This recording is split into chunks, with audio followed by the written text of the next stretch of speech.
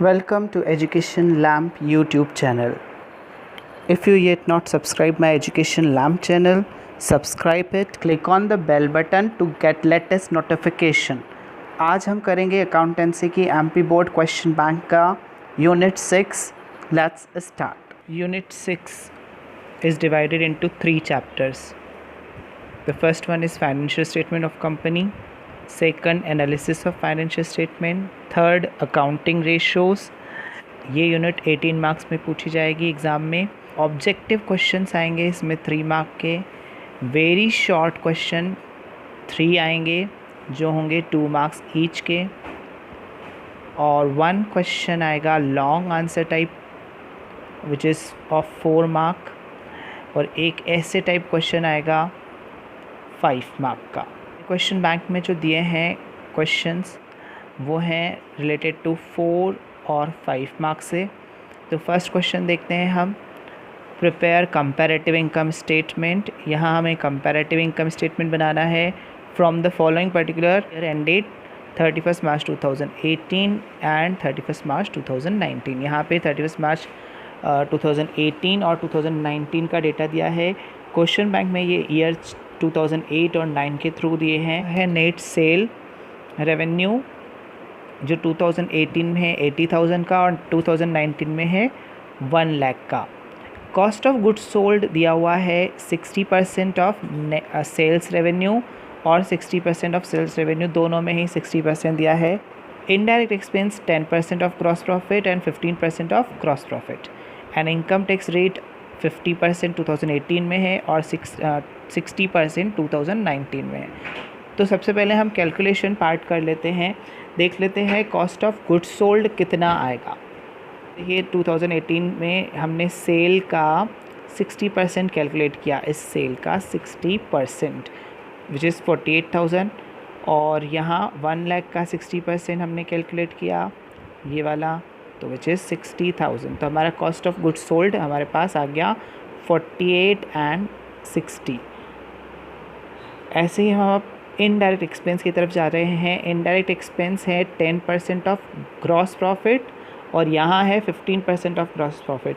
तो पहले हमें ग्रॉस प्रॉफिट कैलकुलेट करना पड़ेगा. ये ग्रॉस प्रॉफिट का फॉर्मूला ये है sales revenue minus cost of goods sold. तो सेल थी हमारी 80,000, उसमें से हमने कॉस्ट ऑफ गुड्स सोल्ड 48,000 जो अब ये कैलकुलेट किया था वो माइनस कर दिया. तो 2018 का ग्रॉस प्रॉफिट आता है 32,000. ऐसे ही 1 लाख में से 60,000 माइनस किए हैं तो 40,000 आ गया हमारा ग्रॉस प्रॉफिट. और इनडायरेक्ट एक्सपेंस था तो ग्रॉस प्रॉफिट का अगर हम 10% कैलकुलेट करते हैं तो 2018 का इनडायरेक्ट एक्सपेंस आ जाता है 3,200, और 2019 के लिए है 15%, तो 40,000 आया था ग्रॉस प्रॉफिट. तो 40,000 का 15% 6,000. तो ये आपको सारे figures sold, gross profit and indirect expenses. तो इसमें हमें कॉस्ट ऑफ गुड्स सोल्ड का यूज़ करना है हमारे सॉल्यूशन में, एंड इनडायरेक्ट एक्सपेंसेस का यूज़ करना है. इनको याद रखेंगे हम. तो ये है कंपैरेटिव इनकम स्टेटमेंट हमारा, जिसमें हम सबसे पहले लिखेंगे comparative income statement for the year end date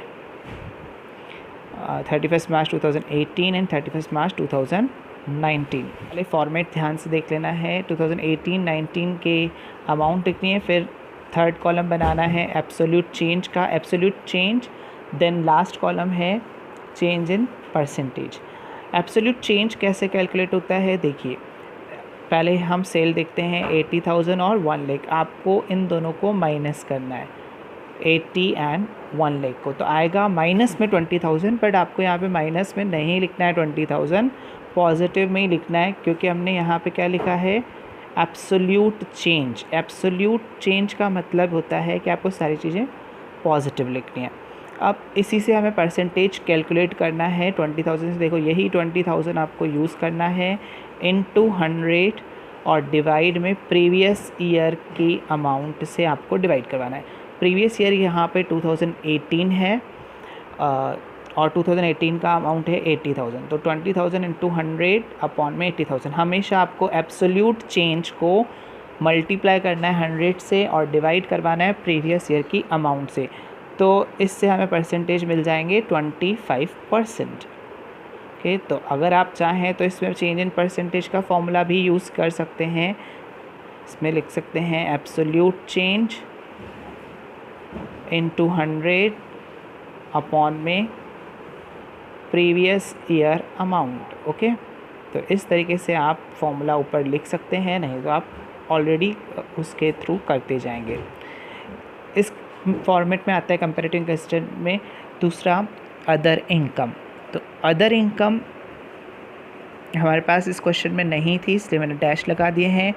तो टोटल सेल रेवेन्यू और अदर इनकम जुड़कर बनता है टोटल रेवेन्यू। तो टोटल रेवेन्यू हमारा वही आ गया, सेम यही वाला जो सेल था वही टोटल रेवेन्यू है और उसका परसेंटेज वही रहेगा 25। ये हमारा ए पार्ट निकला है, इसको ध्यान में है रखेंगे। अब इस टोटल रेवेन्यू में से हम एक्सपेंसेस को माइनस करते हैं। लेट्स सी, टोटल रेवेन्यू में से एक्सपेंसेस माइनस होंगे, कौन से? कॉस्ट ऑफ गुड्स सोल्ड और इनडायरेक्ट एक्सपेंसेस।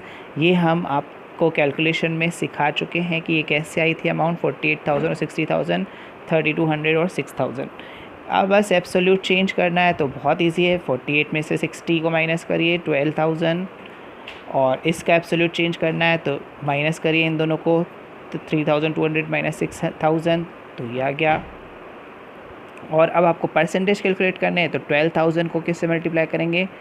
100 से, और डिवाइड करेंगे 48,000 से। Is it clear? देखिए एक बार और, अब हम करते हैं इसका 2800 का। तो यहाँ पर हमने 2800 इंटू करेंगे 100 से, और डिवाइड करवाना है इसको इससे 3200 से। तो यहाँ परसेंटेज हमारे निकल के आ रहे हैं कॉस्ट ऑफ गुड्स सोल्ड के 25 और इनडायरेक्ट एक्सपेंस के 87.5। ये टोटल एक्सपेंस हो गए, दो एक्सपेंस थे, इन दोनों को हमने ऐड कर दिया। ये वाला हमारा देखिए, ये हमने ऐड किया 48 एंड 32, 60 एंड 6, यहाँ पे आपका टोटल आ जाएगा। तो जो टोटल एक्सपेंसेस को हमने बी सपोज किया है, पहला आया 51,200 और फिर आया 66,000। इस तरीके से हमने ये टोटल एक्सपेंस निकाले। अब हमें वापस एब्सोल्यूट चेंज निकालना है, तो एब्सोल्यूट चेंज कैसे निकालेंगे? इन दोनों को माइनस करके। तो ये आ जाएगा 14,800। 14,800 को हम करेंगे मल्टीप्लाई 100 से और डिवाइड करेंगे 51,200। ओके, तो इससे निकल के आएगा हमारा एक परसेंटेज विच इज़ 28.91। तो हमारे पास दो आ गए, एक तो ये टोटल रेवेन्यू और ये टोटल एक्सपेंसेस। इस टोटल रेवेन्यू में से अब आपको टोटल एक्सपेंस माइनस करना है।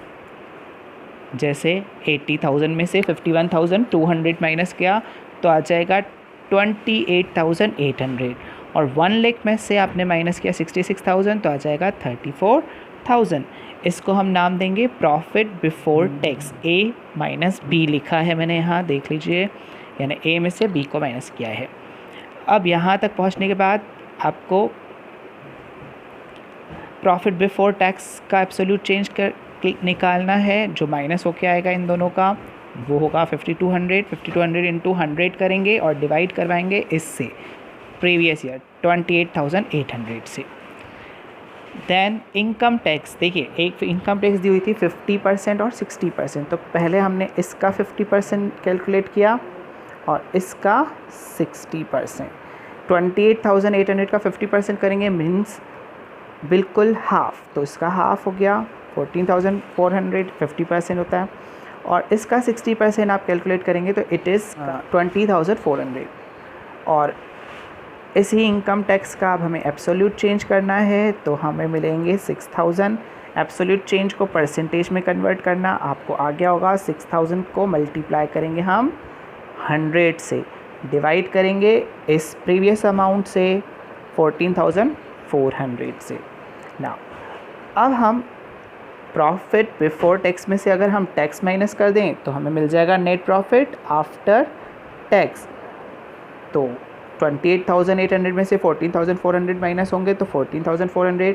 34 में से आप माइनस करेंगे 20,400 तो 13,600। और यहाँ पे आ जाएगा 5,200 में से 6,000 माइनस करेंगे, तब भी आप इस पे जा सकते हैं कि ये 800 आएगा। बट आप हमेशा ऐसा नहीं करें, आपको ध्यान रखना है कि एब्सोल्यूट चेंज कैसे निकालना है। यहाँ तक पहुँचने के बाद आप करेंगे इन दोनों का माइनस, ओके, तो आप पहुँच जाएंगे एब्सोल्यूट चेंज पे। एब्सोल्यूट चेंज आ गया 800, तो आप जल्दी से उसको करो मल्टीप्लाई 100 से और डिवाइड करवाओ 14,400 से, जो कि वो प्रीवियस अमाउंट है ये वाली, तो यू विल गेट 5.56। तो इस तरीके से हमारा जो ये प्रॉफिट बिफोर टैक्स था उसका परसेंटेज 18.05 आया, इनकम टैक्स का आया 41.67 और नेट प्रॉफिट आफ्टर टैक्स का आया 5.56। इस तरीके से ये हमारा पूरा कंप्लीट होता है। देख लीजिए, ये कंप्लीट शेड्यूल इस तरीके से आपको बना कर आना है कंपैरेटिव इनकम स्टेटमेंट का। सेकंड क्वेश्चन अगेन इसमें भी कंपैरेटिव इनकम स्टेटमेंट बनाना है। Net sale revenue, material consumed, amount दी हुई है, एक्सपेंसेस दिए हुए हैं, income tax, profit after tax दिया हुआ है। यहाँ पर सब ऑलरेडी कैलकुलेटेड है, ये उससे भी सब सिंपल है फर्स्ट से भी। तो आपको क्या क्या करना है देखिए। नेट सेल रेवेन्यू आप पहले लिखेंगे, नेट सेल रेवेन्यू लिखने के बाद आप अदर इनकम ऐड करेंगे। अदर इनकम है ही नहीं यहाँ पर, तो आप एक्सपेंसेस माइनस करेंगे। यहाँ पे कौन से एक्सपेंसेस हैं, ये रहे दो एक्सपेंस, मटेरियल कंज्यूम्ड और ये एक्सपेंस। अगर आप दोनों एक्सपेंस माइनस कर देते हैं तो आप कहाँ पहुँच जाते हैं, प्रॉफिट बिफोर टैक्स पर। प्रॉफिट बिफोर टैक्स के बाद आप उसमें से करेंगे ये वाली इनकम टैक्स माइनस, तो आप पहुँच जाएंगे प्रॉफिट आफ्टर टैक्स पे, ओके। तो ये हम इसको देखते हैं यहाँ इस कंपैरेटिव इनकम स्टेटमेंट में। अब आप इसको इजीली कर सकते हैं। खारा नेट सेल रेवेन्यू 8 लाख और 12,80,000। इसका एब्सोल्यूट चेंज मैंने आपको बता दिया, इन दोनों को माइनस करेंगे। 60% कैसे आया था, इसको आपको मल्टीप्लाई करना होता है एब्सोल्यूट चेंज को 100 से और डिवाइड करवाना होता है प्रीवियस ईयर जो यहाँ पर है 8 लाख, ओके। आप इसको अच्छे से करें। तो इसमें हमने अदर इनकम कुछ भी नहीं थी इसलिए नो ऐड। टोटल रेवेन्यू यही कंसीडर होगा, ए पार्ट, और एक्सपेंस मैंने आपको बताया था मटेरियल कंज्यूम्ड और एक्सपेंसेस। तो ये इस तरीके से 61 और 50% इनका निकल कर आता है।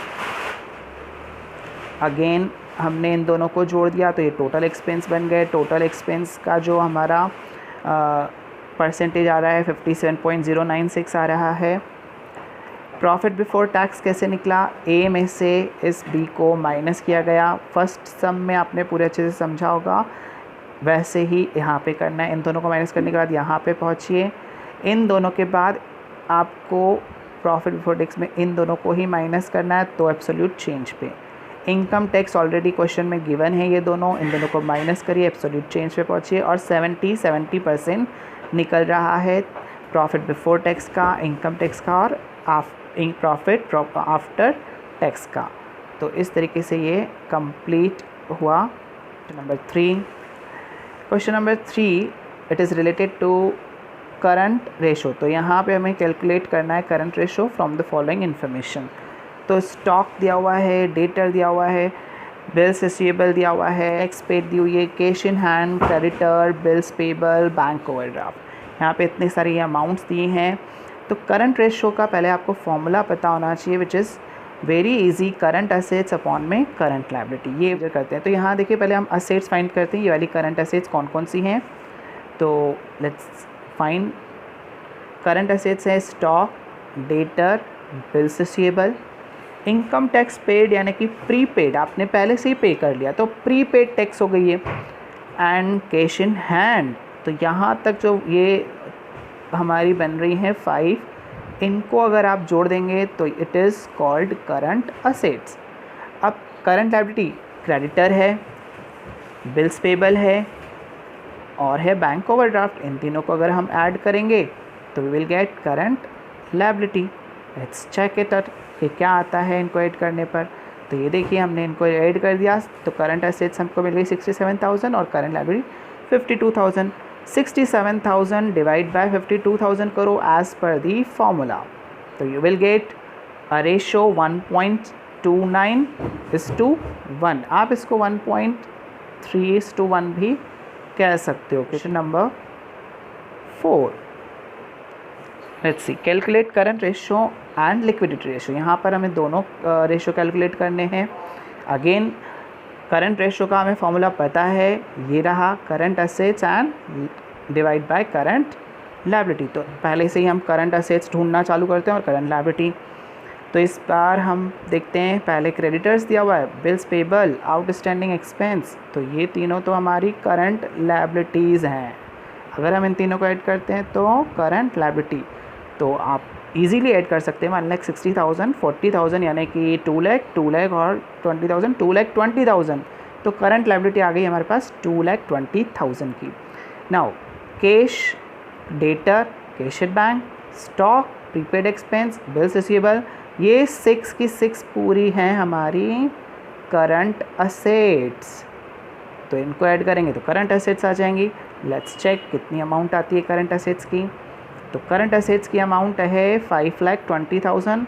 जब हमने ऐड कर दिया इनको, और 2,20,000 हम ऐड करके बता चुके थे current liability. Again in current assets और करंट लायबिलिटीज़ को हमने क्या किया, डिवाइड, तो हमें मिल गया 2.36:1, या फिर आप इसको कह सकते हैं 2.4:1। आपको डायरेक्ट देखिए डिवाइड करना है, सारे देखो ज़ीरो कैंसिल हो जाएंगे ये वाले, और 52 को आप डिवाइड करेंगे 22 से।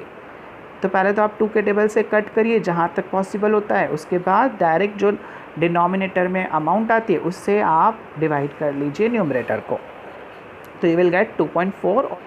तो अब करते हैं हम क्वेश्चन 4 का सेकंड पार्ट, जिसमें हमें कैलकुलेट करना है लिक्विड रेशो। लिक्विड रेशो का फॉर्मूला है लिक्विड असेट्स अपॉन में current liabilities. Current liabilities already हमारे पास कैलकुलेट थी, जो थी 2,20,000 की। बट लिक्विड असेट्स कैसे फाइंड करें, तो लिक्विड असेट्स ऐसे फाइंड करते हैं, करंट असेट्स में से अगर आप स्टॉक और प्रीपेड एक्सपेंसेस को हटा देंगे यानी माइनस कर देंगे तो आ जाएंगे लिक्विड असेट्स। तो ये 5,20,000 करंट असेट्स थी हमारी, उसमें से 90 और 30,000 को माइनस कर लिया, तो लिक्विड असेट्स आ गई हैं हमारे पास 4 लाख। अगेन एज़ पर दी फॉर्मूले पर आप पुट करें, यानी कि फॉर्मूले पर जब हम पुट करते हैं तो लिक्विड असेट्स है 4 लाख और करंट लायबिलिटी है 2,20,000। इन दोनों को डिवाइड कर दीजिए तो यू विल गेट 1.818:1 या फिर 1.82 भी कह सकते हैं। Question number 5, here current ratio is 3.5:1। Current ratio यहाँ पर गिवन है। वर्किंग कैपिटल 90,000 गिवन है क्वेश्चन में। Calculate the amount of current assets and current liabilities. आपको अब current assets and current liabilities find करनी है। तो यहाँ गिवन है जो वो पहले लिख लेते हैं। वर्किंग कैपिटल है 90,000। वर्किंग कैपिटल का फॉर्मूला आपको पता होना चाहिए। तो वर्किंग कैपिटल का फॉर्मूला है ये, देखिए current assets minus current liability. अब करंट असेट्स और करंट लायबिलिटी कहाँ से आएंगी, तो करंट असेट्स और करंट लायबिलिटी हमें पता है। देखिए करंट रेशो का फॉर्मूला अभी हम सीख चुके हैं, which is current assets upon में करंट लायबिलिटी। तो करंट असेट्स तो 3.5 और करंट लायबिलिटी अपॉन में 1। ये रेशो इंडिकेट करता है कि करंट असेट्स 3.5 हैं। तो लेट कंसीडर इट। अब हम इसको कंसीडर करते हैं कि current assets let current assets be 3.5x and current liability will be 1x। Okay, हमने यहाँ पे x वेरिएबल ले लिया है। इनको हम यहाँ पे पुट करते हैं अपने वर्किंग कैपिटल के फॉर्मूले में। वर्किंग कैपिटल 90,000 थी, 90,000 लिखा। करंट असेट्स 3.5x और 1x। जब इनको माइनस किया तो हमारे पास आया 2.5x और यहाँ हमने x को ले लिया वेरिएबल को और 2.5 को करवाया डिवाइड 90,000 से। तो हमारे पास x आया 36,000। 90,000 को 2.5 से डिवाइड करके 36,000 आया। 36,000 मतलब x था और x को हमने क्या करा था, ये रहा करंट लायबिलिटी हमने सपोज़ की थी 1x, तो ये 1x मतलब x ही है, तो ये करंट लायबिलिटी हमारी आ चुकी है 36,000। अब हमें करना है करंट असेट्स के बारे में पता। तो देखो करंट असेट्स हम यहाँ पे लिख चुके हैं, विच इज़ 3.5x है। 3.5x यानी कि 3.5, ये देखो करंट असेट्स 3.5x है, तो 3.5 यहाँ पे x की वैल्यू हमारे पास आ गई 36,000।